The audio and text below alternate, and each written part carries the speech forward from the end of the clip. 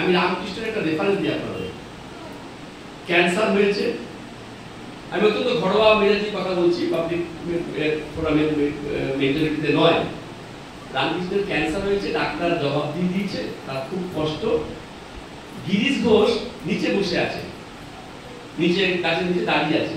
শ্রীরামকৃষ্ণ উপর থেকে নিচে নেমে এসছে।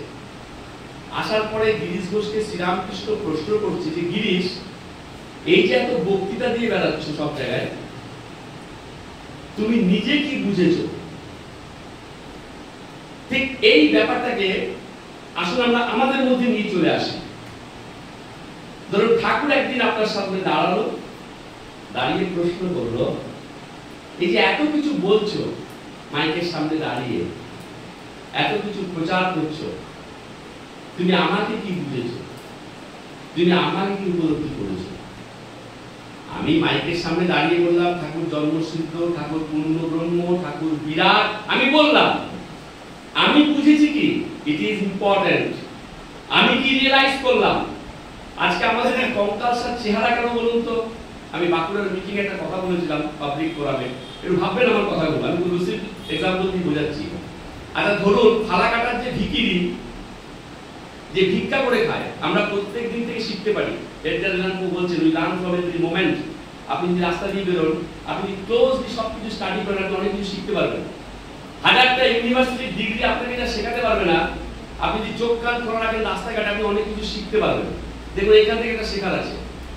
আচ্ছা ধরুন ফালাকাটার যে ভিখিরি, যে ভিক্ষা করে খায়, সে যদি একদিন 1 কোটি টাকার একটা ডিয়ার লটারি পেয়ে যায়, কি হবে বলুন? সহজ করে বুঝুন। ফালাকাটার যে ভিখিরি, সে যদি একদিন 1 কোটি টাকার একটা লটারি পেয়ে যায়, তার হাঁটা চলা, তার কথাবার্তা, তার জীবন চর্চা পাল্টাবে না? পাল্টাবে না? পাল্টাবে। একটা সিনেমা হয়েছিল বাংলায়, ভানু পেল লটারি, অনেকেই দেখেছেন যারা ওল্ড টাইমার্স। সেই বইটার প্লটটা এরকম, ভানু হচ্ছে বাড়ির চাকর, সে 5 মাস খাটে। তো একদিন সকালবেলা ঘুম থেকে উঠে বাড়ির যিনি কর্তা, তিনি বলছেন, ভানু সকাল হয়ে গেল, আমাকে চা দাও। বলছে, পারবো না, নিজের চা নিজে বানিয়ে খান। অভাব হলো কি হবে? আমি বাড়ির কর্তা, আমি হুকুম করছি চা দাও, আর বলছি নিজের চা নিজে বানিয়ে খাও। গিন্নিমা এসছে, এসে বলছে, ভানু সকাল 8টা বাজে, বাজার যাবে না? বলছে, আজ থেকে নিজের বাজার নিজেরা করবেন। মানে যা যা বলছে উল্টে ভানু তাদেরকে অর্ডার করছে। এটা সিনেমা, কিন্তু এখান থেকে শিখবো আমরা এবং সেটা ঠাকুরের সঙ্গে রিলেট করবো। It is the way of learning. এবার কর্তা কিন্তু দরজা বন্ধ করে বলছে, আচ্ছা ভানু হলো নাকি বলতো? আজকে যা বলছি উল্টে সে আমাদেরকে অর্ডার করছে, হুকুম করছে, হাঁটাচলা পাল্টে গেছে, কথার ধরন পাল্টে গেছে। ব্যাপারটা কি? আলোচনা করে জানা গেল কি জানেন, ভানু একটা 1 কোটি টাকার লটারি পেয়েছে। একটা 1 কোটি টাকার লটারি একটা মানুষের হাঁটা চলা, কথাবার্তার ধরন, তার স্টাইল সবকিছু পাল্টে দিয়েছে। এই রেফারেন্সটা আমি কেন টানলাম? আসুন আমরা একটা প্রশ্ন করি, আমরা নাকি জন্মসিদ্ধকে পেয়েছি, আমরা নাকি বিরাটকে পেয়েছি, তাই তো? ঠাকুর হচ্ছে আলটিমেট ইউনিভার্সের, ঠাকুর নিজের মুখে বলছেন কথাটা, এরপর আর কিছু নেই। তাহলে এইরকম একটা সাবজেক্ট, এইরকম একটা বিষয়কে যদি আমি পেয়ে থাকি, তাহলে আমার তো ভানুর মতো পরিবর্তন আসা উচিত ছিল। এসছে কি? এই জায়গাটা আমাদের ধরতে হবে। এটা হচ্ছে বেসিক। ডাক্তার কি করে? আগে রূপটা বুঝে। ফালাকাটায় ম্যালেরিয়া হচ্ছে, ফালাকাটায় চিকেনগুনিয়া হচ্ছে, ফালাকাটায় ডেঙ্গু হচ্ছে, এটা একটা ফ্যাক্ট। কিন্তু যে বিচক্ষণ, যে বিশ্লেষণী মানসিকতা নিয়ে চলে, যে সবকিছুর গভীরে যায়, সে ভাববে কেন হচ্ছে, কারণটা কি, হোয়াই ইজ ইম্পর্টেন্ট।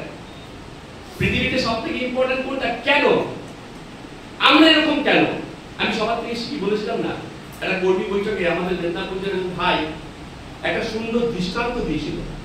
আচ্ছা ধরুন আপনাকে যদি একটা বাগানে নিয়ে যাওয়া হয়, সেই বাগানে দেখছেন অজস্র ফুল ফুটে আছে, আপনি চিহ্নিত করতে পারবেন এটা গাঁদা ফুল, এটা রজনীগন্ধা, এটা জুঁই, এটা জবা, চিহ্নিত করতে পারবেন তো? পারবেন, নিশ্চয়ই পারবেন। তাহলে সমাজ যদি একটা বাগান হয়, তাহলে এই সমাজরূপী বাগানে এত হাজার হাজার মানুষের মধ্যে থেকে আমাদেরকে চিহ্নিত করা যাবে যে আমরা জন্মসিদ্ধের সন্তান? বলুন, ভাববার মতো বিষয় কিনা বলুন। এই সমাজে আরো অনেকেই আছে, সকাল থেকে রাত সবার সাথে আমাদের দেখা হচ্ছে, সামাজিকতা রয়েছে, সমস্ত কিছু থেকে আলাদা করে চিহ্নিত করা যাবে এরা কিন্তু বালক ব্রহ্মচারীর দীক্ষিত সন্তান। কি পরিচয় দিচ্ছে ঠাকুর? দেখুন, ঠাকুরের পরিচয়টা জানার জন্য দীপক চক্রবর্তীদের না সাধনা করতে হয়েছে, না গুহায় যেতে হয়েছে, না কৃচ্ছ সাধন করতে হয়েছে, না গেরুয়া বসন করতে হয়েছে, না একবেলা খাওয়া কোনো নিয়ম মানতে হয়েছে, নাথিং, কিচ্ছু করতে হয়নি। এটা তার অহেতুকি কৃপা। তিনি কৃপা করে নিজের পরিচয়টা তার সন্তানদের কাছে দিয়ে রেখেছেন। ঠাকুরের এটা নিজের মুখের কিছু কথা আমি বলছি, আপনাদের মিলিয়ে নেবেন। আমি অথেন্টিকেট করে কথা বলতে ভালোবাসি। ঠাকুর নিজের পরিচয় দিচ্ছেন, দেখুন কি বলছেন। এক জায়গায় তিনি বলছেন যে ধ্বনি থেকে এই জগৎ সৃষ্টি, সেই ধ্বনিটাই আমি বললাম সাউন্ড অরিজিনাল। এটা কিন্তু আমি সাধনা করে জানিনি, গুরু কৃপা করে জানাচ্ছেন যে ধ্বনি থেকে এই বিশ্ব ব্রহ্মাণ্ডের সৃষ্টি, সেই ধ্বনিটাই আমি হলাম সাউন্ড অরিজিনাল। এক্সাক্ট ঠাকুরের কথা বললাম। এক সেকেন্ড দেখুন ঠাকুর কি বলছেন, বলে বুঝলি বাচ্চা শিশুর কাছে হীরাটাও কাঁচ। দেখুন কথাগুলো ফলো করুন, যে বাচ্চা তার কাছে হীরাটা কি কাঁচ। তার মানে তোমরা আমাকে কাঁচ ভেবে নিচ্ছ, আমি কি?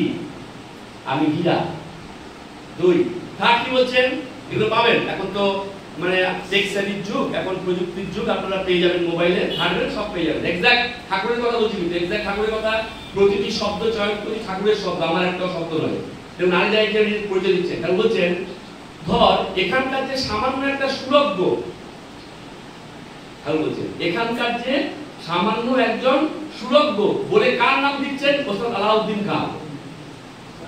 ধর এখানকার যে সুলগ্ধ, তার কাছে মানুষ কিভাবে থাকে? আর ইউনিভার্সের সুর যে বাজায়, দেখুন কি বলছেন তিনি, আমি কি সুর বাজাই?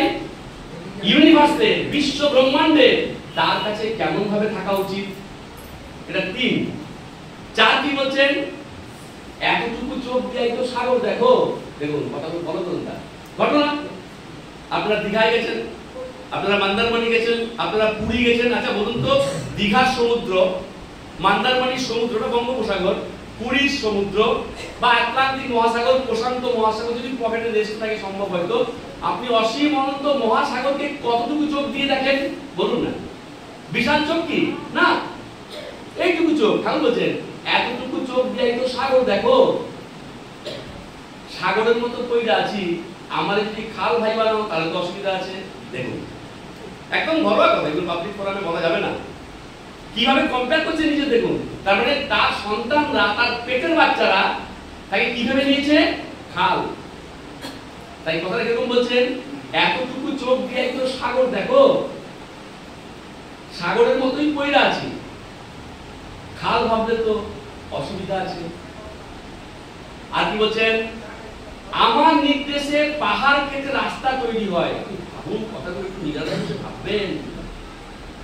ঠাকুর বলছেন আমার নির্দেশে পাহাড় কেটে রাস্তা তৈরি হয়। আমার নির্দেশকে অমান্য করা মৃত্যু তুল্য। আবার কি বলছেন, একমাত্র আমার উপর নির্ভর করে তোমরা সব জানতে বুঝতে পেতে পারবে। মানুষ কি চায়? পৃথিবীতে এসে জানতে চায়, বুঝতে চায়, পেতে চায়। এই সমস্ত কিছু একমাত্র আমি পারি। যদি কেউ পারে, আমি পারি বলে বলছেন একমাত্র আমার উপর। ওয়ার্ডকে ফলো করুন, একমাত্র। That is there is none to solve, to address your problem. আপনি হাজার জায়গায় যেতে পারেন, যান, কোনো ব্যাপার না, কিন্তু সে যদি ইচ্ছা না করে, এই বিশ্ব ব্রহ্মাণ্ডে এমন কারোর ক্ষমতা নেই যে আপনার সমাধান হয়ে যাবে। আমি এটা পাবলিক ফোরামে বলা যাবে না, এটা ঘরোয়া কথা, তাই বলছে ঘরোয়া আলোচনা। আমাদের মেদিনীপুর জেলায় একজন, তার এমন এত সিভিয়ার পেইন সমস্ত শরীরে, মানে ডাক্তার জবাব দিচ্ছে এখানকার কেউ তাকে ভালো করতে পারবে না।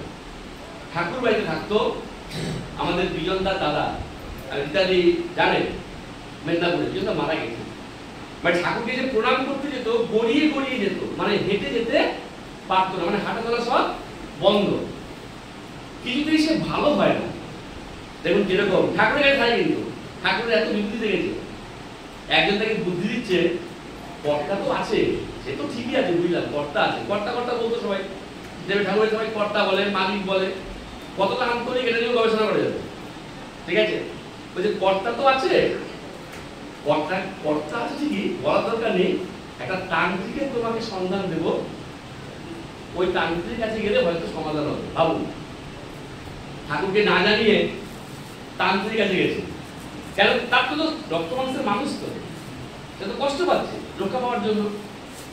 ঠাকুরের কাছে যখন গেছে, ঠাকুর তো জানে, ঠাকুর হাসতে হাসতে বলছে, যেটা আমি দেই, সেন্টেন্সটা ফলো করুন, যেটা আমি দেই এটা আমি উইথড্র না করা পর্যন্ত বিশ্বে কারোর ক্ষমতা নেই সেটা উইথড্র করে। এই কথাগুলো এই কারণেই বলতে চাইছি যে আমরা কাকে পেয়েছিলাম জীবনে চলার পথে, আটকাচ্ছে কোথায়? আটকাচ্ছে কোথায়? আমাদের গুরুর প্রতি নির্ভরতা, গুরুর প্রতি আস্থা, গুরুর প্রতি ভরসা আমাদের সে জায়গায় নেই। আমরা মুখে অনেক কিছু বলছি। আমি আজকে একটা আলোচনা করছিলাম, এখানে অনেকগুলো কথা লেখা আছে, সুন্দর সুন্দর সব বাণী ঠাকুরের। এখানে দুটো সেন্টেন্স খুব ডিপলি ফলো করুন। এখানে কি লেখা আছে? অযথা নিন্দা সমালোচনায় সময় নষ্ট করবে না। এটা কার স্ট্যান্ডিং অর্ডার? গুরু। অযথা নিন্দা সমালোচনায় সময় নষ্ট করবে না, এটা গুরুর কথা। এটাও তো গুরুর কথা। আমি যদি তোমাদের মতো গুরু পেতাম তাহলে এক মুহূর্ত সময় নষ্ট করতাম না। 1 ঘন্টা বলেনি, মুহূর্ত বলছে। আপনি বুঝুন, কথাগুলো গভীরে যান, প্রতিটি শব্দের গভীরে যান। এখানে গুরু বলছে, এগুলো সব ঠাকুরের কথা। অপূর্ব, একটু দরকার আছে, কারণ এই লেখাগুলো হচ্ছে রিমাইন্ডার। এই যে স্ট্যাচু স্থাপন করা হয় না, মূর্তি, বিদ্যাসাগরের মূর্তি, বিবেকানন্দের মূর্তি, কার্ল মার্কসের মূর্তি, এই মনমন মূর্তিগুলো স্থাপন করা হয় কেন জানেন? আগামী প্রজন্ম, আগামী সভ্যতা যখন তাদের দিকে তাকাবে, তারা ভাববে যে ওয়ান্স আপন এ টাইম পৃথিবীতে এই ধরনের মানুষগুলো ছিল, মনে করানোর জন্য। এগুলো জরুরি। আমাকে ভালো লাগলো, পাড়াঘাটে এসে আগেও এসেছি, সুন্দর সুন্দর বাণী। এই যে কথাটা লেখা আছে, অযথা নিন্দা সমালোচনায় সময় নষ্ট করবে না, এটাও তো লেখা আছে। আমি যদি তোমাদের মতন গুরু পেতাম তাহলে এক মুহূর্ত সময় নষ্ট করতাম না। সময় শব্দটা ওখানেও আছে, সময় শব্দটা কিন্তু এখানেও আছে। আত্মজিজ্ঞাসার মাধ্যমে নিজেকে প্রশ্ন করুন তো, আপনি কোন জায়গায় আছেন বলুন। আমরা বেসিক্যালি কি করছি? সমালোচনা, নিন্দা, ছল, চাতুরি, মিথ্যা প্রবঞ্চনা করে করে করে করে কিন্তু 60, 70, 80 খেলা শেষ। ঠাকুরের বিষয়টা গভীরে যান। ঠাকুরের সাবজেক্টটা কি? ঠাকুরের অনেকগুলো ডাইমেনশন আছে, কিন্তু এগুলো নিয়ে কাটাছাড়া হয় না। আজকে আমাদের এই পলিটিক্যাল জানেন, আমাদের চর্চা নাই। কিছু মনে করবেন, কাউকে আহত করছি না, কিন্তু এটা আমার উপলব্ধি। গুরুর কৃপায় সমস্ত জায়গায় ঘুরে ইটস মাই রিয়েলাইজেশন, আমাদের মধ্যে চর্চা, আমাদের মধ্যে কালচার ভীষণভাবে কম। আমরা সেটাই করছি, সেটা গতানুগতিক ধারা চলছে।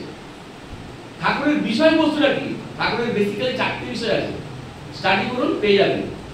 ঠাকুরের বেসিক্যালি 4টি বিষয় আছে। নাম্বার 1, কি করে 100-এ পৌঁছতে হয় এটা ডেমনস্ট্রেশন দেওয়ার জন্য তার এই পৃথিবীতে আসা। ভালো করে সব ঠাকুরের কথা, কিন্তু কি করে 100-তে পৌঁছানো যায়। আজ অবধি কেউ 100-তে পৌঁছাতে পারেনি, 100 পারেনি কেউ। কিভাবে পৌঁছানো যায় তার একটা ডেমনস্ট্রেশন দেওয়ার জন্য তার এই পৃথিবীতে আসা। আমি প্রমাণ করব ঠাকুরের কথা দিয়ে। আচ্ছা বলুন তো, এখানে যারা তথাকথিত সাধক, গুরু, মহান, যার নাম করি, তারা যত সামান্য যে শক্তিটা অর্জন করে, তারা কি করে? ওটাকে মিসইউজ করে দেয়। ঠাকুর বলছেন এটা একটা টেস্টিং, যে তোমার উপর চরমতম নির্যাতন চলবে, তুমি 1 সেকেন্ডের জন্য তোমার ক্ষমতা ব্যবহার করতে পারবে না, করলেই রাগ করে যাবে। কি কঠিন পরীক্ষা ভেবে দেখুন। কথাটা কেন বললাম জানেন? ঠাকুরকে যখন লালবাজারে ধরে নিয়ে গেছে, ঠাকুর জেলের মধ্যে আছে, ঠাকুর বলছে বুঝলি ইচ্ছা করলে আমি সেকেন্ডে বেরিয়ে যেতে পারি। ঠাকুর বলছে বাবু, বলছি ইচ্ছা করলে আমি সেকেন্ডের মধ্যে বেরিয়ে যেতে পারি। কলকাতার বিভিন্ন জায়গায় আমি মিটিং করছি, সবাই দেখবে বালক ব্রহ্মচারী জেলে, আবার বালক ব্রহ্মচারী কলকাতার বিভিন্ন জায়গায় মিটিং করছে। তোদের কত আনন্দ হতো, ঘটনা বুকটা গর্বে ভরতো তো। ঠাকুর বলছি সামান্য কারণে আমি কিন্তু শক্তি ব্যয় করতে রাজি নই। টেস্টিং করা হচ্ছে যে তোমাকে চরমতম নির্যাতন, ঠাকুরকে কম নির্যাতন করেছে এই সমাজ, এই সভ্যতা, বলুন কতক্ষণ লাগে তা স্ম্যাশ করতে? কতক্ষণ লাগে স্ম্যাশ করতে? তা ফ্র্যাকশন অফ সেকেন্ড। ঠাকুর একটা ঘরোয়া ক্লাসে বলছে মাঝে মাঝে ইচ্ছা করে লাফতি মেরে পৃথিবীটাকে সূর্যের মধ্যে ডুবিয়ে দিই। ঠাকুরের কথা, কারণ তিনি ডেমনস্ট্রেশন দিচ্ছেন কিভাবে 100-তে পৌঁছানো যায়। এটার জন্য তার আশা। ইট ইজ নাম্বার 1, পড়াশোনা করবেন সব উত্তর পাবেন। সেকেন্ড, কোটি কোটি সোল, এই হাহাকার চলছে কিন্তু আত্মা এই ঘরটা আছে। এখানে কতজন আছে? এখানে তো অল্প আপনি শিখেছেন, বলবেন দীপক দা 100 জন না। সেই স্পিরিচুয়াল আইসাইট যদি থাকতো এখানে কিন্তু 100 বেশি আছে। এই সোলগুলোর মুক্তির ব্যবস্থা করা। নাম্বার 3, আমাদের সবাইকে সেই মধুময় স্থানে পৌঁছে দেওয়া, যাতে এটাই আমার শেষ জন্ম হয়, আর যাতে এখানে আমাদের আসতে না হয়। ঠাকুরের কথা সব। আর লাস্ট অফ অল, এই পৃথিবীটাকে, এই সমাজটাকে এমন একটা স্ট্রাকচারে বেঁধে দেওয়া যাতে আগামী 50,000 বছর এখানে কাউকে আর গুরুগিরি করার জন্য আসতে না। ক্লিয়ার? এই এত কিছুর মধ্যে একটা দিকের উপর ঠাকুর মারাত্মক গুরুত্ব দিয়েছে যে তোমাকে 60, 70, 80-র মধ্যে আমার ক্লিয়ার করতে হবে। তাই আমাদের সাপাবে, কারণ তুমি জানো না, তুমি লক্ষ কোটি বার এখানে এসেছো, লক্ষ কোটি বার এই পৃথিবীতে তুমি এসেছো, তুমি জানো না। এবং যতবার তুমি এসেছো প্রত্যেকটি বার তোমার লোন হয়েছে, তোমার ত্রুটি হয়েছে, তোমার কিছু তথাকথিত এখানকার শব্দ পাপের বোঝা কিছু বেড়েছে। তুমি এমন একটা অবস্থা তোমার করেছো, সব গুরুর কথা এগুলো। আমরা নাকি আমাদের এমন একটা অবস্থা করেছি কুকুরেও মুখে দেবে না, আমাদের দেবতাও তোমাদের ছোবে না, কুকুরও তোমাদেরকে ছোবে না, তোমাদের এমন অবস্থা। আমার বড় মায়া, আমি বাধ্য নই। ঠাকুর বলছেন আমি কিন্তু বাধ্য না, এটা আমার একটা মায়া, এটা আমার একটা অহেতুকী কৃপা যে তোমাদের আমি কিন্তু সেই জায়গায় পৌঁছে দেবো। যখন আমি পৌঁছাতে নিয়ে তোমাকে বসেছি, তখন দেখছি লক্ষ কোটি জন্মের ট্রেন নিয়ে তুমি আমার সামনে দাঁড়িয়ে আছো। আমি এটা ক্লিয়ার করতে হবে। আচ্ছা ধরুন আপনি ব্যাংক থেকে লোন নেবেন, 5 লাখ টাকা আপনার লোন, আপনার প্রয়োজন। ব্যাংক লোনটা কিভাবে দেয়, ইএমআইটা কিভাবে সেট করে, আপনার পিরিয়ড অফ সার্ভিস কত, লেংথ অফ সার্ভিস কত, দেখে একটা হিসাব করে যে এর মধ্যে আপনি দিতে পারবেন কিনা। ঠাকুর বলছেন তোকে তো 60-70-এর মধ্যে তো আমাকে এটা ক্লিয়ার করতে হবে। জমে আসতো লক্ষ কোটি জন্মের। আমি কি করছি, একদিন রাত্রে একটু পেট ব্যথা দিলাম, ঠাকুরের কথা, একদিন রাত্রে একটু পেট ব্যথা দিলাম, হাসপাতাল থেকে ঘুরিয়ে আনলাম, 3 লক্ষ জন্ম ক্লিয়ার হয়ে গেল। আমরা কিভাবে দেখছি তাকে বলুন। আমি কিরকম ভক্ত ঠাকুরের জানেন? আমি যদি ঠিক সময় ফারাকাটায় ট্রেনটা পাই, তাহলে ঠাকুর আছে, তাহলে ঠাকুর আছে। আজ ট্রেনটা না পাই, ঠাকুর নেই। এইভাবেই তো আমাদের, আমার সঙ্গে তোমার রিলেশনশিপটা এরকম টাইপের। আমি বাড়ি যাব, যদি বাসটা পেয়ে যাই তাহলে ঠাকুর আছে, বাস না পেলে ঠাকুর নেই, এরকম ব্যাপার। এটা আমাদের দোষ না, we are not responsible, আমরা এভাবেই ভাবতে অভ্যস্ত। কিন্তু ঠাকুর বলছে যে এর থেকেও যে বিরাট একটা অবস্থা অপেক্ষা করছে, তোমরা জানো না মৃত্যুর পরের জগৎটা কি ডেঞ্জারাস, হাহাকার চলছে। তোমরা সুচর বাড়িতে আমাকে মালা পরাবে বলে দাঁড়িয়ে আছো, পাশেই বিধেয়টা আমাদের তাকে ছলছল করে কাঁদছে। আমার কি অবস্থা ভাবো তো। ওরাও আমার, ওদের আমি একটা কমিটমেন্ট দিয়ে এসেছি। কি কমিটমেন্ট? যদি আমার সন্তানগুলোকে তোমরা বিভ্রান্ত করতে পারো। এগুলো আমাদের কথা, সব পাবলিক ফোরামের কথা, সব ঘরোয়া কথা বলছি। কিন্তু ঠাকুর বলছে তুমি তো আমাকে মালা পরাবার জন্য লাইনে দাঁড়িয়ে আছো, একদানি সেন্টে মারের জন্য তো দাঁড়িয়ে আছে, সে তো হাউ হাউ করে কাঁদছে। তার কি উপায় হবে? কারণ দেহের বাইরে চলে গেলে তার কিছু করার নেই।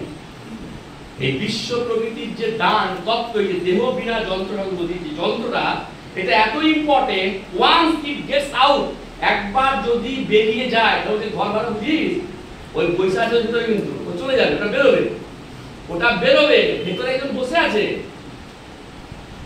ও যে ভেতরে বসে আছে, এই যতক্ষণ দেহটা আছে ততক্ষণ সুবিধা তুমি পাবে, যেটা তোমাকে সুবিধা দেবে। কিন্তু একবার যদি তুমি দেহ থেকে বেরিয়ে যাও, তুমি আর করতে পারবে না। তখন একটা রূপের জন্য, একটা দেহের জন্য বিদেহীরা হাহাকার করে, আর তো কোনো উপায় নেই।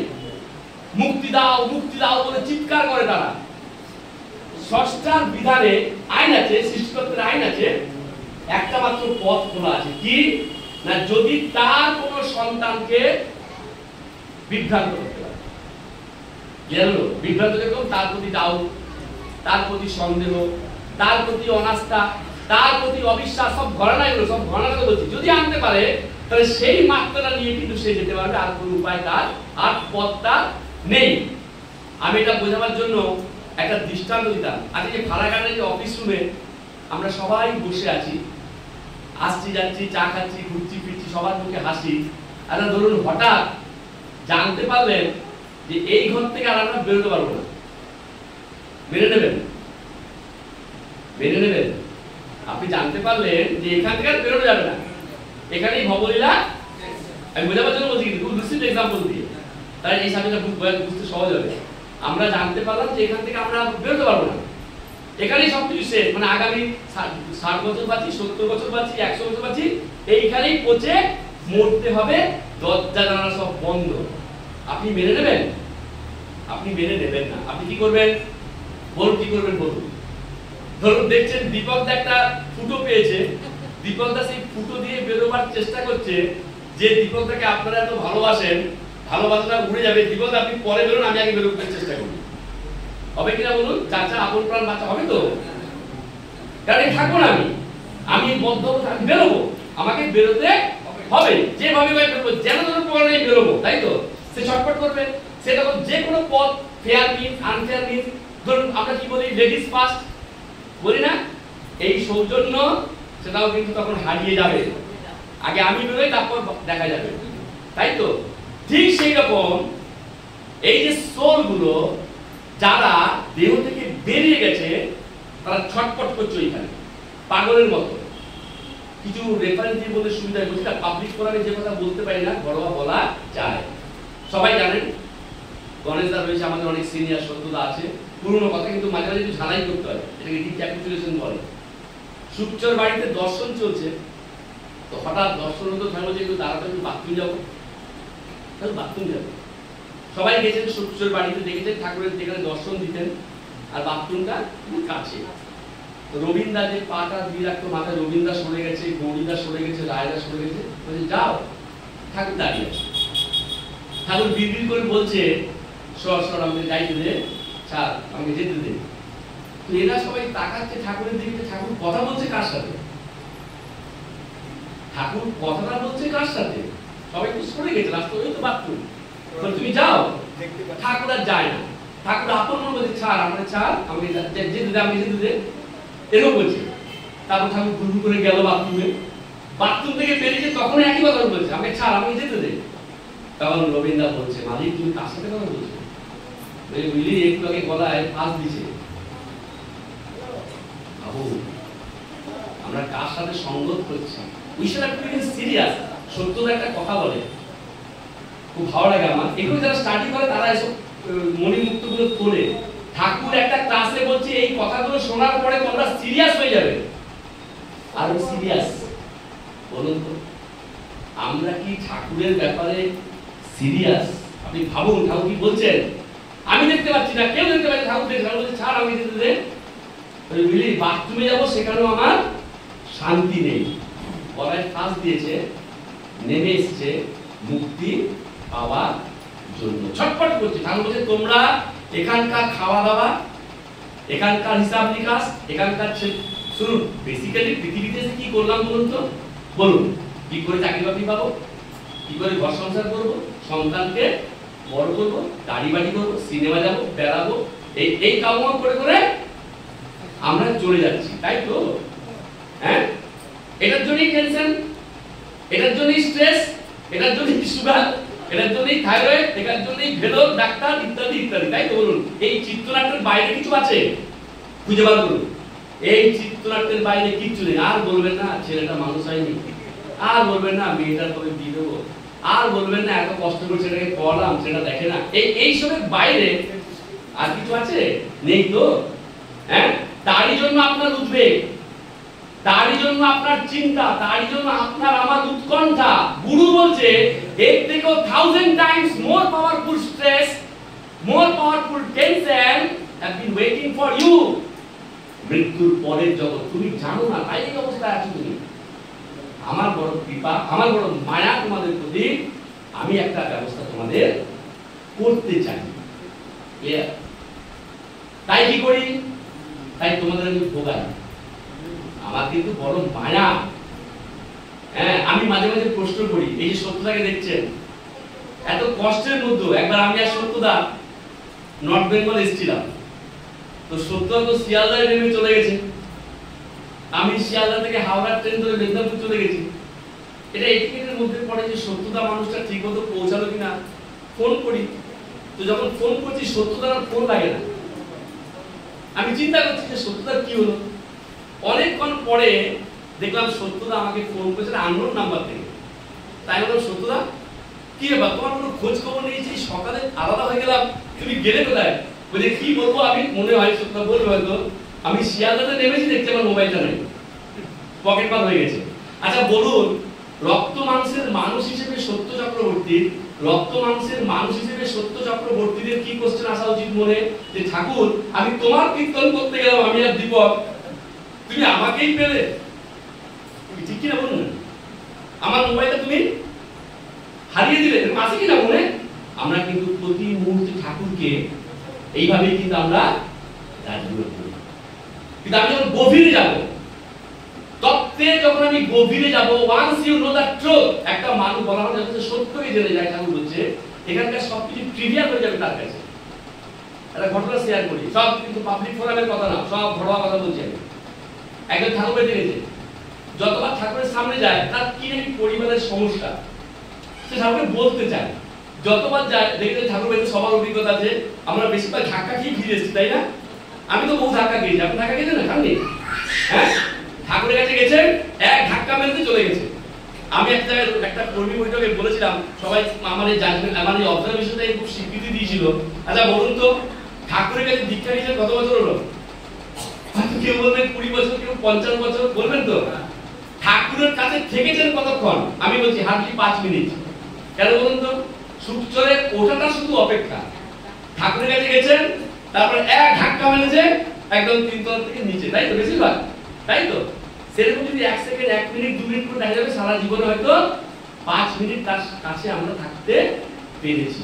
তো সেরকম সে বারবার ঠাকুরের কাছে যায়, কিছু বলতে চায়, তাকে ধাক্কা মেরে সবাই সরিয়ে দেয়, তার নাকি বাড়িতে তার প্রবলেম চলছে। তো সে দেখলো কি করা যায়, ঠাকুরের বাইরে থাকে এমন কাউকে পাকড়াও করলে হয়তো আমি এক্সেস পাবো। সে কাজলদাকে ধরেছে, এখনো কাজলদা বেঁচে আছে, হয়ে যাবেন। কাজলদা এখানে ঠাকুরের থাকে, কাজলদা গিয়ে বলছে, বুঝলে বারেন্দা, কাজলদা আমাকে শেয়ার করেছিল গল্পটা, গিয়ে বলছে যে কাজলদা বাবার কাছে যাচ্ছি, একটা পারিবারিক সমস্যা নিয়ে বলতে চাই, এক ধাক্কা মারে চলে যায়। আর ঠাকুরের একটা স্টাইল আছে, দেখবেন ঠাকুরের খুব বিউটিফুল একটা গল্প, এখানে ঠাকুর মেরে দেখছি যা, এরকম মানে আর কি দেখছি যা, এরকম চলছে 7-8 বার। এবার কাজলদা নিয়ে গেছে, নিয়ে গিয়ে বলছে ঠাকুর বলছে তোমাকে কি যেন বলতে চায়, বলছে হ্যাঁ আমি দেখছি তো। এটা বলছে যখনই আসি বলছো দেখছি যা, দেখছি যা, তুমি আমার কি দেখছো? আমি বললামই না, আমি তো কিছু বলতে চাই। সেদিন মানে একদম বাচ্চা যেরকম কথা হয়, আমি তো কিছু বলতে এসেছি, তুমি তো শুনছোই না, না শুনে তুমি কি বলছো? দেখছি যা, তুমি কি দেখছো? এমনি করে বলছে, একবার দর্শনটা বন্ধ করে দিতে ঠাকুর বলছি কিছু বলবি? বলছে হ্যাঁ তোমাকে বলবো, আমার সমস্যা আছে বাড়িতে, আমি পাচ্ছি না। বলছে দেখছি তো আমি।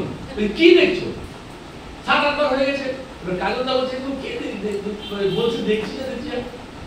ঠাকুর তখন সামনে দাঁড়িয়ে ছিল দ্বিজেন চক্রবর্তী, গণেশদা চিনবে, দ্বিজেন চক্রবর্তী মারা গেছে, উনি নীলরতন মেডিকেল কলেজে চাকরি করতেন, ক্লিয়ার?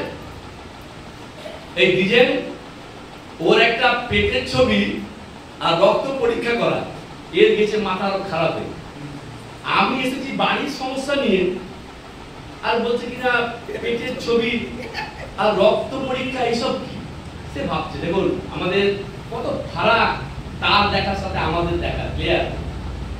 তো যেহেতু বলেছে এই তো আরো মাথা খারাপ হয়ে গিয়ে কি রে বাবা বলতে এসছি এক, সমাধানটা আরেক, ঠিক আছে? আমি তো শরীর খারাপের কথা বলিনি। এবার দ্বিজেন্দা যথারীতি তাকে নিয়ে নির্গত হয়ে গেছে, ছবি টবি রক্ত পরীক্ষা সব করেছে, করার পরে সেই সব রিপোর্ট নিয়ে ঠাকুরের কাছে এসেছে। কি জানা গেল জানেন? একটা টিউমার তার পেটের একটা জায়গায় বাসা বেঁধেছে, ওটা ম্যালিগন্যান্ট হয়নি, বিনাইন স্টেজে আছে। You understand medical term I am talking about. Tumour গুলো করে জানেন একটা বিনাইন স্টেজ হচ্ছে malignant. Malignant is detrimental, dangerous, cancerous, clear? Malignant হচ্ছে ক্যান্সারাস। ঠাকুর বলছে বিলি ওটা আমার জন্য আটকে আছে। ঠাকুর বলছে ওটা আমার জন্য আটকে আছে, মানে আমি কৃপা দৃষ্টি সরাবো, ওটা কি হবে? ম্যালিগন্যান্টে মানে ক্যান্সার হয়ে যাবে। এটাই তো আমি দেখছি। কি বলুন, কথা বুঝতে পারছে? এই টোটালটা কেন হয় বলুন তো? একটা মাত্র কারণ হয় অন্ধত্বের জন্য। আমরা স্পিরিচুয়ালি ব্লাইন্ড। এক সেকেন্ড পরে কি হবে আমি জানি না, তাই তো হচ্ছে। ঠাকুরের সাথে আমাদের সংঘাতটা কোথায় হচ্ছে বলুন তো? চিন্তার জগতে জানেন, সব সাইকোলজিক্যাল অবজারভেশন এগুলো, ফ্রয়েডের তত্ত্ব। ঠাকুরের সাথে আমাদের ক্ল্যাশটা কোথায় লাগছে? ঠাকুর দেখতে পাচ্ছেন, আমি দেখতে পাচ্ছি, আমি আমার মতো করে চাইছি। গুরু কি বলছেন? কি ডেঞ্জারাস কথা, এসব কথাগুলো কেউ ভাবে না। এটা শুনলে তো আপনার মানে খাওয়া দাওয়া বন্ধ হয়ে যাবে। ঠাকুর বলছেন কেমন আবদার যে তোমরা যেমন যেমন চাইছো আমাকে তেমন তেমন দিতে হবে। ওয়ার্ডগুলো ফলো করুন। এ কেমন আবদার যে তোমরা যেমন যেমন চাইছো আমাকে তেমন তেমন দিতে হবে। আমাদের তো এরকমই চাওয়াটা, যে ঠাকুর আমি যেমন চাইবো তেমন যেন হয়। আমি ফারাকের একটা পাবলিক মিটিং করবো, মঞ্চ বাঁধবো, যেন ঝড় বৃষ্টি না হয়, এই তো এরকমই তো চাইবো আমি, নাকি? আমি যেন ট্রেনের রিজার্ভেশন পাই, আরএসি যেন না হয়, এরকমই তো আমাদের ব্যাপারগুলো, ঠিক কি না? ঠাকুর বলছে এটা কেমন আবদার যে তুমি যেমন যেমন চাইছো আমাকে তেমন তেমন দিতে হবে। পরের লাইনে তুমি কি ডেঞ্জারাস, বলে যদি প্রয়োজন মনে করি সব পাওয়ার বদলে সব হারাবার ব্যবস্থা করে দিতে পারি, দু পথেই আমার দেওয়া চলে। তার মানে তিনি দিতেও পারেন, তিনি আবার সব কিছু কেড়ে নিতে পারেন। এটা হচ্ছে রিয়েলাইজেশন। এবং আধ্যাত্মিক জগতের মূল শব্দ হচ্ছে realisation. until or unless you realize it is of no use, এটা পলিটিক্যাল নয়, এটা পলিটিক্যাল ব্যাপার না। আপনি ভাবতে পারছেন গুরুর লেভেলটা? আমরা কার সাথে সংগত করছি, কত ঘটনা বলবো, এগুলো ঘরোয়া বলে বলছি, কিন্তু ডোন্ট টেক ইট ভাই, এগুলো পাবলিক মিটিংয়ে বলি না। আমার বক্তব্য শুনবেন পাবলিক ফোরামে, এই কথাগুলো বলি না। ঠাকুর পরীক্ষা দিচ্ছে। ঠাকুর কতদূর পড়েছেন তো? ক্লাস 8 অবধি। ঠাকুরের বিদ্যা কত? ঠাকুরের ক্লাস 8। ঠাকুর 9 এর পরীক্ষা দেয়নি। এবার দেখুন ঠাকুরের একটা ঘটনা বলি। ঠাকুর পরীক্ষা দিচ্ছে। আচ্ছা বলুন তো, আমরা তো শিক্ষকতা করি, আপনারা সবাই ছাত্র জীবন কাটিয়ে এসেছেন। আচ্ছা পরীক্ষা হলে যদি কোনো ছাত্র নকল করে, সে কেমন করে করে বলুন? আরে তাকাবে তো, কিছু দেখবে তো। ঠাকুর এরকম শূন্যের দিকে তাকিয়ে তাকিয়ে লিখছে, এরকম করে করে লিখছে। সবাই শুনুন। আমার মনে হয় উত্তরবঙ্গের অনেকেই ঘটনা জানেন, অনেকেই মনে হয় জানেন না। এই ঘটনা এই কারণেই বলবো যে Balak Brahmachari is the one and only personality who stands for purity and honesty in the true sense of the term. আমার ঠাকুর, আমাদের ঠাকুর প্রকৃত অর্থে স্বচ্ছতার প্রতীক, সততার প্রতীক। আমি প্রমাণ দিচ্ছি এই ঘটনা থেকে। ঠাকুর পরীক্ষা দিচ্ছে, আকাশের দিকে তাকাচ্ছে, শূন্যে। তো যিনি গার্ড দিচ্ছেন তিনি বলছেন বিরু তুমি কি করো? বলছে আমি নকল করছি মাস্টারমশাই। নকল করছো? ঠাকুরকে বলছে, খুব হাসি পাবে, লাফতে পাবো, কিন্তু মানে এটা খুব হাস্যকর, কিন্তু শেষেটা খুব ইন্টারেস্টিং। ভালো করে শুনবেন। এটা ঠাকুরের মুখ থেকে ডাইরেক্ট আমি শুনেছি, ক্যাসেটও পেয়ে যাবেন। বলছে আমি নকল করছি মাস্টারমশাই। বলছে নকল করছো? তোমার সামনে কোনো বই নাই, খাতা নাই? বলছে না মাস্টারমশাই, সব শূন্যে লেখা আছে, আমি লিখছি। পরীক্ষা শেষ হয়েছে। পরীক্ষার যখন খাতা দেখছে, স্যাররা তো অবাক। 10 এ 10, 5 এ 5, 10 এ 10, 5 এ 5, 3 এ 3 নাম্বার আর কাটতে পারছে না। দাড়ি কমা পূর্ণ ছাড়া একটা মুখে এবার সে তো নাম্বার থাকে তাহলে বিলি আবার নাম্বার দেয় মাস্টারমশাই, নাম্বার দিচ্ছে দিচ্ছে দিচ্ছে দিচ্ছে, শেষ পাতায় এটা যদি প্রশ্নটা আমি টেনেছি, পরীক্ষার উত্তরপত্র সবাই শুনুন, শেষ পাতায় আমার ঠাকুর লিখছে, মাস্টারমশাই আমাকে পাস করাবেন না, আমি কিন্তু নকল করছি। এটা থেমে গেছে। যে এক্সামিনার ছিল, বলুন আমরা খাতা দিই, কোন খাতায় এরকম লেখা থাকে কি? পৃথিবীর ইতিহাসে একটা খাতা লাগাতে পারবেন কোন ছাত্র লেখে এরকম? বরং এরকম খাতা পেয়েছি আমি খাতা দেখার সময়, যে স্যার আমাকে পাস করিয়ে দেবেন, আর আমার ঠাকুর কি লিখেছে, মাস্টারমশাই আমাকে পাস করাবেন না, আমি কিন্তু নকল করেছি। এবারে তাজ্জব পড়ে গেল, আরে নকল করে তো আকাশ থেকে তাকিয়ে লিখেছে, কিছু করতে পারছে না। ওই খাতাটা নিয়ে যে হেড স্যার ছিলেন দীনেশ চন্দ্র সেন, তার কাছে নিয়ে গেছে খাতাটা। আবু তখনকার দিনের মাস্টারমশাই।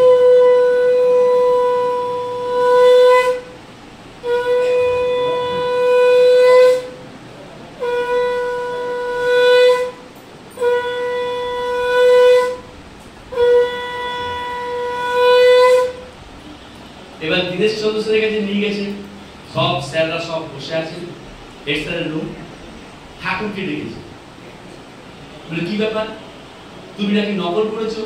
হ্যাঁ মাস্টারমশাই আমি নকল করে দিয়েছি। না তুমি তো নকল করোনি, তুমি নাকি শূন্যের দিকে তাকিয়ে লিখেছো। শূন্যের সব লেখা আছে, সব লেখা আছে মাস্টারমশাই। এরপর শোনে কোনো মাস্টার সব শোনে, ওই আপনি আমাকে যে করে বই দিন। ওই দীনেশ চন্দ্র সেন ঠাকুরকে তার বইয়ের আলমারি থেকে একটা মোটা বই, ওই বলি আমি পাতা উল্টাই শুধু বুঝলি, তারপর যেমন পাতা উল্টাচ্ছে, পাতা উল্টাচ্ছে বইটা ধরে দিচ্ছি, মাস্টার প্রশ্ন দিন। দীনেশ চন্দ্র সেন ঠাকুরকে কোশ্চেন দিচ্ছে, ঠাকুর অ্যান্সার লিখছে।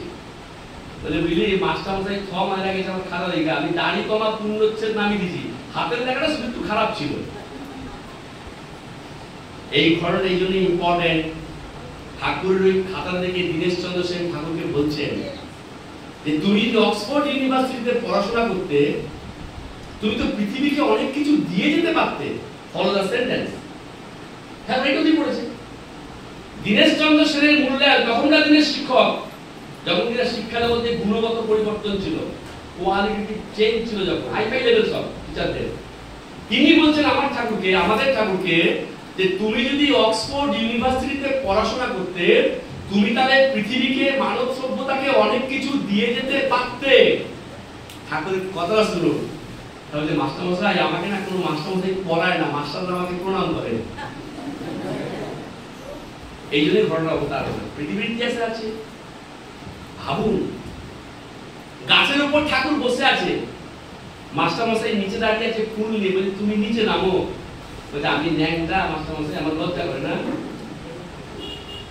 ভাবুন পাবলিক নিয়ে কত সারল্যতা, কত ইনোসেন্স। আমার বেদাপুরে মিটিং করতে, পাবলিক মিটিং এর কথা বলছে, বলে আমি গাছের উপর বসে আছি, মাস্টারমশাই ফুল নিয়ে নিচে। পৃথিবীর ইতিহাসে আছে যেগুলো মাস্টার এরকম করে। আপনি ভাবুন একটু, পাবলিককে পরে ভাবাবেন। You ponder over. আমি রিকোয়েস্ট করছি বালাঘাটে, আপনারা সবাই ওয়েল ইনফর্ম, আপনারা সবাই সবকিছু জানেন, আমি নতুন কথা বলছি না, আমি জাস্ট পুরনো কথাগুলো রিক্যাপিচুলেট করছি, নাথিং এলস। আপনি ভাবুন আমরা কার সঙ্গে সঙ্গত করছি, কাকে পেয়েছি আমরা। মাস্টারমশাই দাঁড়িয়ে আছে নিচে ফুল নিয়ে, ছাত্রের উদ্দেশ্যে বলছে তুমি নিচে নামো, আমি তোমার কাছে দীক্ষা নেব। ছাত্র বলছে মাস্টারমশাই আমি তো ন্যাংটা, আমার লজ্জা করে না, তুমি নামো, ওই অবস্থায় দীক্ষা নেবো। আমি নিচে নামছি, আমার চাকর দিয়া পেঁচাইয়া পুচাইয়া এরকম শব্দ ব্যবহার করে থাকবে, মানে নিয়ে ঠাকুর করে নিয়েছে, ঠাকুর তাকে দীক্ষা নিচ্ছে। তাই তিনি বালক ঠাকুর, তাই তিনি বালক ব্রহ্মচারী। এমনি এমনি পায়ে পড়ছে সবাই। আমি ইন্দ্রাজিদের বলছিলাম কালকে ট্রেনে আসতে আসতে, একটা ঘটনা মনে পড়েছে, কি ঠাকুর এমনি এমনি পায়ে পড়েছে সবাই। তার কলকাতা থেকে সবাই একটা কাজ পেয়েছে, মানে বাংলাদেশ থেকে আসবে কলকাতায়, একটা কাজ পেয়েছে একজন কন্ট্রাক্টরের আন্ডারে। দলে অনেকেই আছে, তো একজন ঠাকুর দীক্ষিত আছে, সে ঠাকুরের কাছে গেছে, গিয়ে বলছে ঠাকুর একটা কাজ পেয়েছি, আমি কলকাতায় যাব, আমি ট্রেন ধরবো। বলে স্টেশনে গিয়ে হাততালি দিয়া সবাইকে কইয়া দাও এই ট্রেনটা কালকে অ্যাক্সিডেন্ট হবে। এটা ঠাকুর যেহেতু বলেছে, এই স্টেশনে গিয়ে হাততালি দিয়ে সবাইকে বলছে কালকে কেউ ট্রেনে যাবেন না, এই ট্রেনটা কিন্তু অ্যাক্সিডেন্ট হবে। এইটা শুনে বাকি যারা যাবে বলে ঠিক হা হা করে হাসছে, এই কোথাকার কে এক ঠাকুর। তো যারা ঠাকুরকে জানতো কিছুটা, তারা বলছে কিন্তু ল্যাংটা বেলা ঠাকুর, কেমন নিজের মনে বলছে এ কিন্তু ল্যাংটা বেলা ঠাকুর, মায়ের পেট থেকে পড়ে গুরু, আমরা যাবো না। এরকম হয় না? ধরুন একটা দলের মধ্যে ভাগ হয় কিনা, একটা শ্রেণী বলছে যাবো, একটা শ্রেণী বলছে যাবো না, একটা শ্রেণী বলছে মুটেগিরি করে খাবো তাও ভালো, থাক চাকরি, ঠাকুর একটু করে বলছে থাক চাকরি, চাকরি দরকার নেই, আমি মুটেগিরি করে খাবো। বাপ বলেছে যেতে মানা করেছে, আমি যাবো না। এমনি করে একজন করে কাটতে আরম্ভ করেছে, ঠিক আছে, ঠাকুর বিলি একবারে কাটে, আর কয়েকজন সিগারেট খায়, ঠাকুর বলছে সিগারেট খায়। হ্যাঁ, কে এক বাচ্চা বলেছে বালক ঠাকুর কালকে নাকি ট্রেনে ছিল, হাঁটা হয়েছ চলো আমরা যাবো। বলছে বিলি ট্রেনে বসেছে, আমি নিবে বলছে ট্রেনে বসছে, উ ঝিক ঝিক ঝিক ঝিক ঝিক ঝিক ঝিক, আমি ঘরোয়া কথা বলছি বলে আমি ঝিক ঝিক দ্যাটস থিংস দেয়ার, ঠাকুর গাড়ি আওয়াজ করছে আর কি, ঝিক ঝিক ঝিক ঝিক ঝিক ঝিক ঝিক ঝিক করে গাড়ি যাচ্ছে আর সমালোচনা করছে আর কি, কে এক ঠাকুর বলেছে ট্রেন নাকি অ্যাক্সিডেন্ট হবে। নদিয়ার মাঝদিয়ায় ট্রেন এসছে, নদিয়া ডিস্ট্রিক্টের মাঝদিয়া, বুঝলি ডেড অন কলিশন, একদম মুখামুখি, 1800 যাত্রী মারা গিয়েছিল। রেলের ইতিহাসে আপনারা জানেন অনেকগুলো অ্যাক্সিডেন্ট, 10টা অ্যাক্সিডেন্টকে রাখা, তার মধ্যে Majhdia belongs to that category. যেমন করমণ্ডল হলো আমাদের, করমণ্ডল স্কুল না বাহানাঘাট, করমণ্ডল হলো না, যেমন করমণ্ডল হয়েছে, গ্যারেশ্বরী হয়েছে, যেগুলো বিশাখাপত্তনম, এগুলো বিখ্যাত রেলের কিছু ডিজাস্টার। তার মধ্যে মাঝদিয়া ট্রেন ডিজাস্টারটা এরকম একটা ফ্রন্ট পেজ খবর হয়েছিল আর কি, তাতে 1800 লোক মারা গিয়েছিল। এইটুকু যে দেখতে পায় আর আমি দেখতে পাই না, তাই সংঘাত। ছেলে কাজ পেয়েছে, সুখ চলে এসছে, ঠাকুর ঠাকুর ছেলে জাহাজে কাজ পেয়েছে যাবে, এরকম করতে সবাই।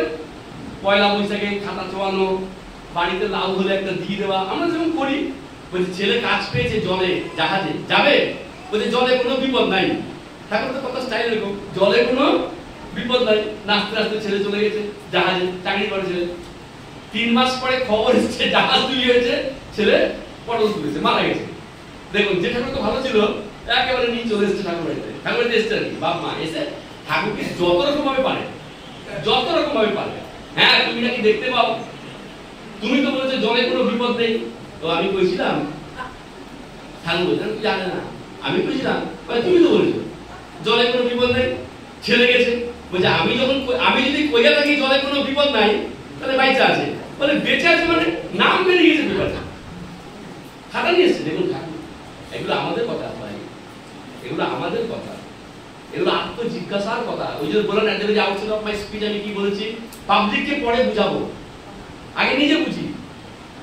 গুরু কি বলতো, বুঝের ঘরটাকে পাকা করো, ট্রাই টু আন্ডারস্ট্যান্ড, এগুলো মানে কি আগে আমি বুঝি। আরে আমি ভালো করে বুঝলে তবে তো আমি অপরকে বোঝাতে পারবো যে আমার ঠাকুরটা কি। এই কথাগুলো কেন বলছি, যে আমরা কাকে পেয়েছি আমাদের জীবনে চলার পথে। তো এবারে ঠাকুরের ওই তর্ক হচ্ছে সূত্রের বাড়িতে, ঠাকুর যদি কইয়া থাকি জলে কোনো বিপদ নাই, তাহলে বাইচা আছে, বলে বেঁচে আছে মানে দেখবেন যখন কোনো ট্রেন দুর্ঘটনা হয় তালিকা দেয় না, মৃতদের তালিকা, যোগাযোগ করুন, তালিকায় দেখা নাম আছে, আমি কি কইয়া থাকি তাহলে বাইচা আছে। যখন অনেক তর্ক বিতর্ক চলছে তখন ঠাকুর সিরিয়াস হয়ে গেছে। ঠাকুর তখন সিরিয়াস হয়ে বলছে ছেলে চাকরি পাইছে কত দিন হইলো, বলছে 3-4 মাস। বলছে 3-4 মাসে আমারে কয়টা ধূপকাঠি কিনা দিছস, আমারে ধূপকাঠি কয়টা কিনা দিছস। তোর মাথা চুপ, মাথা নিচু হয়ে আছে। বলছে আমি তো বলেছি ঘরে যা, ছেলে বাইচা আছে। চলে গেল, গজরাতে গজরা চলে গেল। পরের দিন দরজায় টোকা মেরে ছেলে দাঁড়িয়ে, ছেলে এসে হাজির, বাবা বাবা ক্ষমা করে মানে রক্ত মানুষের মানুষ তো, আবার ছেলেকে সুযোগ দেয়। কইছিলাম না যে জলে কোনো বিপদ নাই, যদি কইয়া দেখতে বাইচা আছে। ঘটনা কি করে দেখুন, কিরকম ঘটনা দেখুন। এই ছেলে ছুটি পেয়েছে, সে আসবে বাড়িতে, টিকিট করা হয়ে গেছে, কিন্তু যেদিন সে জাহাজে উঠবে সেদিন এমন ব্লাড ডিসেন্ট্রি তার যে সে আর জাহাজটা ধরতে পারেনি। বলে তোর যদি ওই সময় ব্লাড ডিসেন্ট্রি না দিতাম তুই বাঁচতি। দেখুন কিরকম থেকে ব্যালেন্সটা করতে হচ্ছে, দেখুন তাকে দুটো দিক মেইনটেইন করতে। আমরা জানি না তো, আমাদের সমস্ত হচ্ছে স্পিরিচুয়ালি ব্লাইন্ড। আমরা এই স্পিরিচুয়াল ব্লাইন্ডনেসের জন্য আমরা তাকে অ্যাড্রেস করতে পারছি না যে আমরা কাকে পেয়েছি জীবনে চলার পথে। আমি বলছিলাম ট্রেনে আসতে আসতে সব ঘটনা কথা এগুলো আমাকে জানতে হবে। ঠাকুরের স্ট্যান্ডিং অর্ডার এটা, যে তোরা আমার পেটের পাশে যখন এক জায়গায় বসবি, আমার ফেলে আসা অতীত ইউ জাস্ট পন্ডার ওভার, একটু ভাববি কেন এই চিন্তাগুলো, এই ঘটনাগুলো, এই চিন্তার স্রোতগুলো আমার চিন্তাটাকে আরো বেশি ক্ষুরধার করবে, আরো বেশি বিশ্লেষণী মানসিকতা আসবে, আরো আমার গুরুর প্রতি আস্থা আরো বাড়বে। আমি কাকে নিয়ে চলছি? জমিদার ঠাকুরকে ডেকে নিয়ে গেছে বাড়িতে, কেমন জমিদার আজে বাজে নয়, প্রচুর পড়াশোনা, তার নিজস্ব লাইব্রেরি আছে, পৃথিবীর সমস্ত বিশ্বের সব ভালো ভালো পারফিউম যেখানে পাওয়া যায় সেগুলো সে কালেক্ট করে, বিভিন্ন দেশের শিল্পীদের নিয়ে এসে থিয়েটার করে, হাই ফাই লেভেলের জমিদার। তার ইচ্ছা কে এক বালক ঠাকুর আছে তাকে ডেকে এনেছে, কারণ সে অনেক সাধুগুরু মহানের সঙ্গে শাস্ত্র আলোচনা করেছে, তত্ত্ব আলোচনা করেছে, কেউ তাকে স্যাটিসফাই করতে পারেনি। ঠাকুরের নাম শুনেছে, ঠাকুর এসছে, বা ঠাকুর ঠাকুর একটা ঘরে রেখেছে, তত্ত্ব আলোচনা চলছে, 3-4 দিন ঠাকুর আছে। তাহলে মিলি আমার কথা শুনি না, হ্যাঁ কথা বলে তো যুক্তি আছে, এমনি করে চলছে। বলাটা হচ্ছে হ্যাঁ সবই বোঝা গেল, তবে একটা বিভূতি টিভূতি হলে একটু বিশ্বাসটা আসতো। বলে ঠাকুর বসে কথা করছে, ঠাকুর বলছে হ্যাঁ আছি যখন একটা কিন্তু দেখাতেই হবে। ঠাকুর বলছে, তখন জমিদার বলছে ম্যাজিক না, কিন্তু ম্যাজিক দেখবো না, vibhuti in the true sense of the term, এটা অন্য সাবজেক্ট, এটা ওদের এর উপর সেমিনার করা যায়, বিভূতি ব্যাপারটা কি। যাই হোক, ঠাকুর বলছে ম্যাজিক না, যখন আছি 3-4 দিন একটা কিছু হবে। এরা তো আশা আছে কি বলে ঠাকুর। হঠাৎ বলছে আজকে সবাই তাড়াতাড়ি খাওয়া দাওয়া করে নেবেন, আজ রাত্রে 8:30টার সময় ভূমিকম্প হবে, সবাই তাড়াতাড়ি খাওয়া দাওয়া করে নেবেন। ঠাকুর দিতে আছে ওখানে, ঠিক আছে? সবাই তো তাড়াতাড়ি খাওয়া দাওয়া করে নিতে মিলাচ্ছে, দেখি কি হয়, মানুষ কৌতূহল থেকে তো সন্দেহ আছে, কৌতূহল আছে। তাহলে এমনি করে বলছে কাজ বুঝলি 8:25, 8:26, এগুলো বুঝলেন, 8:27, 8:28, 8:29, 8:30, এমন একটা ঝাঁকানি দিছে বুঝলি। তাহলে বলছি এমন একটা ঝাঁকানি দিছে, ওই ঘরে মানে কি করতো, শরীরচর্চা করতো জমিদারের লোকরা, ওই যে বারবেল ডাম্বেল মুগু থাকে না, ওই যে এইখান থেকে এইখানে গড়ায়, এইখান থেকে এইখানে গড়ায়, মানে নৌকার মতো পুরা ঘর দুলছে, পাড়ায় শঙ্খ বাজছে, পাবেন ক্যাসেটে, ঠাকুর নিজের মুখে শুনবেন, কত ভালো লাগবে দেখবেন, শঙ্খ বাজছে, আর পুকুরের মাছগুলো একেবারে সুনামির মতো একেবারে ডাঙায়। তখন জমিদার বলছে থামাও থামাও, বলছে না সূর্য যখন হয়েছে একটু চলবে।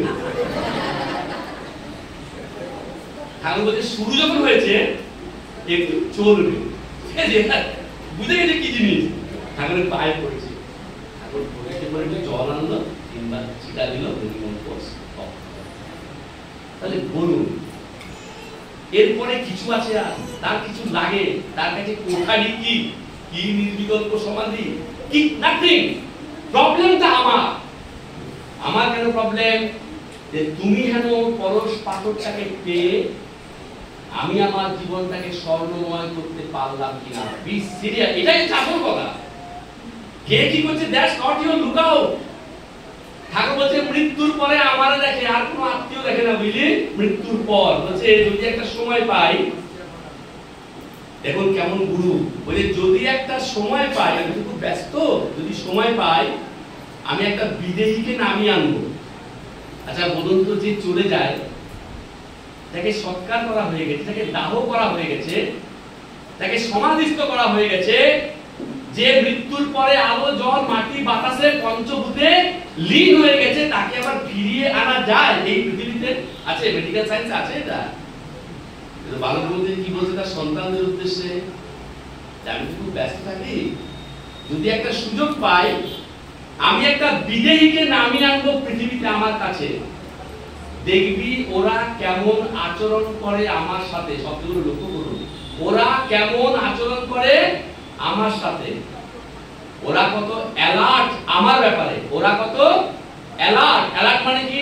সতর্ক, কত সাবধানী। কার সম্পর্কে? গুরু সম্পর্কে। কারা? বিদেহীরা। তারা তোদের দিকে এমন কটমট চোখে তাকাবে, এমন রগরানি চাওয়াবে, এরপর থেকে তোরা আমার সাথে মিশতে পারবি না। ওরা বুঝে ফেলে, যে মরে যায় সে বুঝা ফেলে। ক্লিয়ার? তাহলে আমাদের কাজটা কি? আমাদের কোনো কাজ হচ্ছে এমন কোনো নির্দেশ আমি দেইনি এক বেলা খাবে, মাথা নিচে পা উপরে, কিচ্ছু বলিনি। কি বলেছি? সামান্য কয়েকটা নির্দেশ মেনে চলো, আর কিচ্ছু করতে হবে না। বলুন আমাদের ঠাকুর এমন কোনো বিধান দিয়েছে কি যেটা মানা যায় না? বলুন। বালক ব্রহ্মচারী মহারাজ তার পেটের বাচ্চাদের এমন কোন বিধান দিয়েছে যেটা মানা যায় না? মানা কিন্তু যায়, আমি মানতে পারছি না। যদি এর পেছনে বিরুদ্ধ শক্তি আছে, নানা রকম ফোর্স আছে যারা কিনা আমাদেরকে বারবার বিভ্রান্ত করতে চাইছে, মেসেঞ্জারের কথা যেটা বলছে। আমি যেটা মূল এই এতগুলো কথা বলার একটাই উদ্দেশ্য যে আজকে আমরা বেদ প্রচার করব। গুরু বলছে বেদের প্রচার করতে করতে যেন তোমাদের মৃত্যু হয়। কিন্তু আমরা যার প্রচারটা করব আগে যদি তার সম্পর্কে আমার কনসেপশনটা, আমার ধারণাটা, আমার বুঝটা পাকা না হয়, আমি করতে পারবো কি? হ্যাঁ, আগে আমাদের বুঝতে হবে তো যে আমি তাকে কি বুঝেছি। আমি বলছিলাম আজকে সকালবেলা তিনটে ওয়ার্ড আছে। আমি রামকে চিনি, আমি রামকে জানি, আমি রামকে বুঝি। তিনটে কথার মানে এক। বলুন, চেনা, জানা, বোঝা। কি সুন্দর ভাবে বলুন, চেনা, জানা, বোঝা। আমি ঠাকুরকে চিনি, আমি ঠাকুরকে জানি, আমি ঠাকুরকে বুঝেছি। তিনটে কথা এক। এবার আত্মজিজ্ঞাসার মাধ্যমে নিজেকে প্রশ্ন করে আপনি কোন তলায় থাকেন তাই বুঝতে পেরে যাবেন। চেনার তলায় না জানার তলায় না বোঝার তলায়? এই উত্তর তো আপনি ছাড়া কেউ দিতে পারবে না। এই উত্তর কেউ দিতে পারবে কি? যে আমি বলতে চাই আমি কাউকে চিনেছি না জেনেছি না বুঝেছি। That is very important. Once you realise, একবার যদি বুঝে যাই আমরা তাকে, আলটিমেট এই জীবন ধারণে আমাদের পাল্টে যাবে। এই জগতের সবকিছু আমাদের কাছে তুচ্ছ হয়ে যাবে।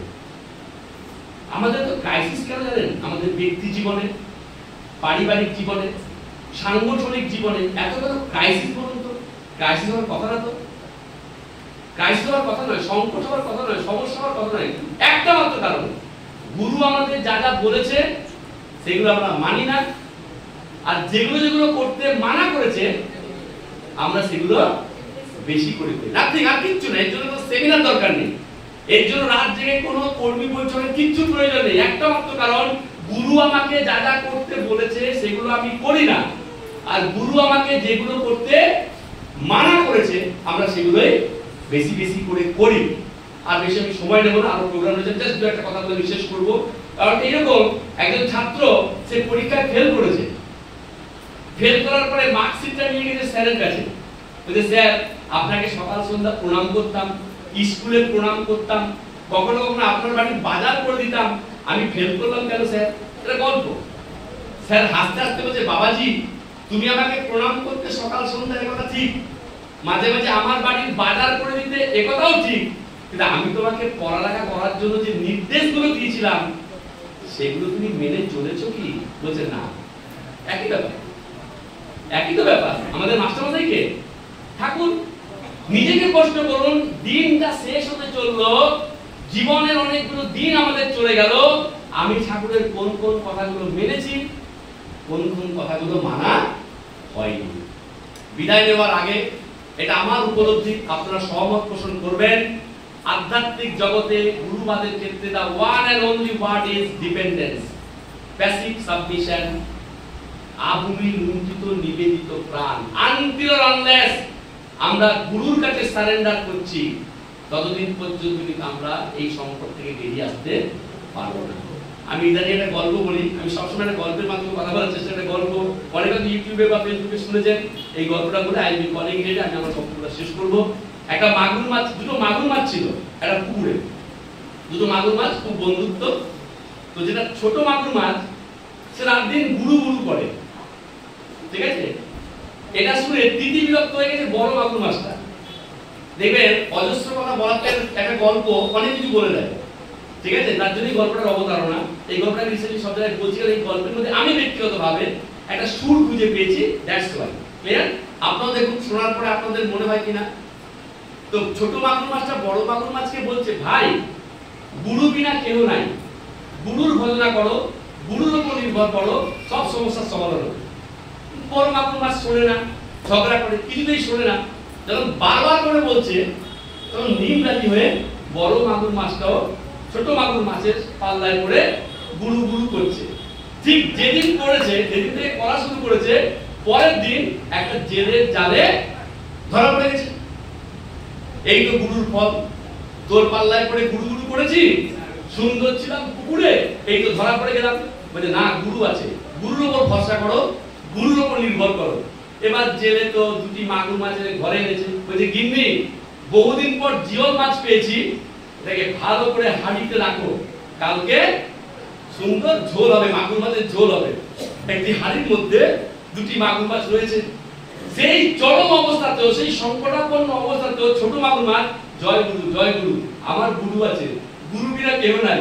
তোর বড় মাগুর মাছ বলছে ছিলাম পুকুরে, তোর পাল্লায় পড়ে গুরু গুরু করতে গিয়ে জালে ধরা পড়েছি, এখন আবার হাড়িতে আশ্রয় পেয়েছি, এখনো বলছিস গুরু আছে? বলছে হ্যাঁ দাদা, গুরু আছে, গুরুকে ডাকো, গুরু রক্ষা করবে। সে তো এরকম সারা রাত এভাবে কাটলো। পরের দিন সকাল হয়েছে, জেলে গেছে বাজারে, হাটে গেছে জেলে, গল্প এত ভালো লাগলো গল্পটা, দ্যাটস হোয়াই আই রিলেট। তো জেলে চলে গেছে হাটে। এবার গিন্নিকে বলছে গিন্নি, আমি তো হাটে যাচ্ছি, খুব ভালো করে জিওল মাছ আজকে রান্না হবে, তুমি রান্না করো, এসে খাবো। বলছে হ্যাঁ ঠিক আছে যাও। জেলে হাটে চলে গেছে। এবার গিন্নি কি করেছে, হাড়ি থেকে মাগুর মাছ দুটিকে বের করেছে। আপনারা জানেন, মেয়েরা আরো ভালো করে জানে যে জিওল মাছ কাটতে গেলে কি করতে হয়, ছাই মাখাতে হয়। ভালো করে তাকে ছাই মাখানো চলছে। যখন ছাই মাখানো চলছে, জীবন মৃত্যুর মুখোমুখি দাঁড়িয়ে তখন ছোট মাছটা বলছে জয় গুরু, গুরু আছে, আমাদের কোনো বিপদ হবে না। বড় মাগুর মাছ বলছে আমি ঠাকুরকে বলছি আর যেন তোর সঙ্গে আমার দেখা না হয়। তোর পাল্লায় পড়ে পুকুর থেকে হাড়িতে, এবার হাড়ি থেকে কি হয়েছে, গায়ে ছাই মাখা হয়ে গেল। এই চরম সংকটাপন্ন অবস্থা বলছি গুরু আছে? বলছে হ্যাঁ গুরু আছে, গুরু আছে, গুরু রক্ষা করবে। ছাই পাই মাখা হয়ে গেছে। এবার জাস্ট বটিতে দিয়েছে, কাটতে যাবে, তখন হঠাৎ আমাদের গল্পের জেলে ছুটতে ছুটতে আসছে, ও গিন্নি, ও গিন্নি। তখন গিন্নি বলছে তোমার কি তর্স হয়েছে না? আরে খাবে তো, রান্না বান্না হোক। বলছে তুমি কি মাছগুলো কেটে ফেলেছো? বলছে না কাটিনি, ছাই মাখা হয়ে গেছে, কাটবো। বলছে যদি না কেটে তাহলে কেটো না। বলছে কেন? বলছে আমি তো হাটে গেছিলাম, হাটে গিয়ে শুনলাম রাজামশাই ঘেরা পিটিয়েছে। রাজামশাই বলছে তাকে কোন এক রাজ জ্যোতিষী বলেছে যে যদি রাজামশাই তার শব্দ কাটা দিঘিতে দুটো জীবন্ত জিওল মাগুর মাছ ছাড়তে পারে, তাহলে ধর্মৈশ্বর্য তো বাড়বেই, উপরন্তু পরের জন্মেও রাজা হবে। তাই যদি কেউ তাকে দুটি মাগুর মাছ উপহার দিতে পারে, তাহলে রাজামশাই তাকে অনেক উপঢৌকন দেবে। গিন্নি, এই জীবনে মাগুর মাছ অনেক খেতে পাবো আগামী দিনে, এই সুযোগ তো পাবো না। মানে ঠিক বলেছো। তাহলে কি করতে হবে, ছাই ফাই ভালো করে ধোয়া শুরু করো, আবার ভালো করে দুটি মাগুর মাছের ছাই মাই কি হলো, বুঝলেন হলো। একটি হাড়িতে করে রাজামশাইয়ের কাছে গিয়ে বলবো রাজামশাই এই যে দুটি মাগুর মাছ আপনাকে উপহার দিতে বলি। বাহ, এই তো চাই, এই কে আছো, একে অনেক উপহার দাও। আবার রাজ জ্যোতিষী এলো, মাগুর মাছ দুটিকে লাল টিপ পরিয়ে দিঘিতে ছেড়ে দেওয়া হলো। তখন গল্পের ছোট মাগুর মাছ বলছে বড় মাগুর মাছকে, ভাই কি উপলব্ধি করলে? বলছে গুরু বিনা কেউ নাহি এই ভব সংসার। That is the central theme. বিদায় নেওয়ার আগে রসিকতা করে বলি, শিয়ালদা স্টেশনে একজন ট্রেনে উঠে গেছে হন্তদন্ত হয়ে, হাতে অনেক পোটলা পুটলি আছে। সে ব্যারাকপুরে নামবে, মন্দির শুনুন, এটা আমি শেষ করবো। সে ব্যারাকপুরে নামবে, যখন হন্তদন্ত হয়ে উঠে গেছে পোটলা পুটলি নিয়ে, হাঁপাতে হাঁপাতে যাত্রীদেরকে বলছে এই ট্রেনটা ব্যারাকপুরে দাঁড়ায়। বলছে পাগল নাকি, এটা গ্যালোপিং ট্রেন, এটা ব্যারাকপুরে দাঁড়ায় না। বলছে আজকে কিন্তু দাঁড়াবে। বলছে কেন? বলছে আমার গুরু আছে, আজকে কিন্তু দাঁড়াবে। বলছে পাগল, আপনার জন্য কি রেল তার টাইম টেবিল চেঞ্জ করবে? এই ট্রেন গ্যালোপিং ট্রেন, এটা ব্যারাকপুরে থামবে না। বলছে না, আজকে থামবে। এবার ট্রেন যাচ্ছে, কেউ তাস খেলছে, কেউ চা খাচ্ছে। যথারীতি ট্রেনটা ব্যারাকপুরে যখন ঢুকছে, তখন সবাই অবাক বিস্ময়ে দেখছে ট্রেনের গতিটা স্লো হচ্ছে। মানে স্লো হতে হতে হতে হতে একদম স্লো চলছে। যেই স্লো হয়েছে, এই যে যাত্রীটি যে বলেছিল আমার গুরু আছে, আজকে ট্রেন থামবে, সে আর অপেক্ষা না করে পোটলা পুটলি নিয়ে লাফ দিয়েছে ব্যারাকপুরে। যেই লাফ দিয়েছে আছাড় দিয়ে পড়ে গেছে, তার ব্যাগ ছড়িয়ে গেছে, এই বাঁচাও বাঁচাও, রোকো রোকো, সব হন্তদন্ত হলো। ট্রেন থেমে গেছে, যাত্রীরা ছুটে গেল, তার একটু এখানে একটু ছিঁড়ে গেছে, হাঁপাচ্ছে। আর ব্যাগটা ছড়িয়ে আছে, তখন সবাই দাদা কথা বলবো আপনাকে, বলছে বলুন, বলছে আপনি হন্তদন্ত শিয়ালদাতে ট্রেনে উঠলেন, কোটলাপুটলি ছিল, আপনি আমাদেরকে জিজ্ঞাসা করেন এই ট্রেনটা কি ব্যারাকপুরে দাঁড়ায়? আমরা বললাম এটা গ্যালোপিং ট্রেন, এটা ব্যারাকপুরে দাঁড়ায় না। আপনি অহংকার করে বললেন আমার গুরু আছে, এই ট্রেন আজকে দাঁড়াবে। আমরা অবাক বিস্ময়ে দেখলাম সত্যি ব্যারাকপুরে যখন ট্রেনটা এলো, ট্রেন কিন্তু দাঁড়ালো। আপনি লাভ দিলেন কেন? বলে যদি না থামে।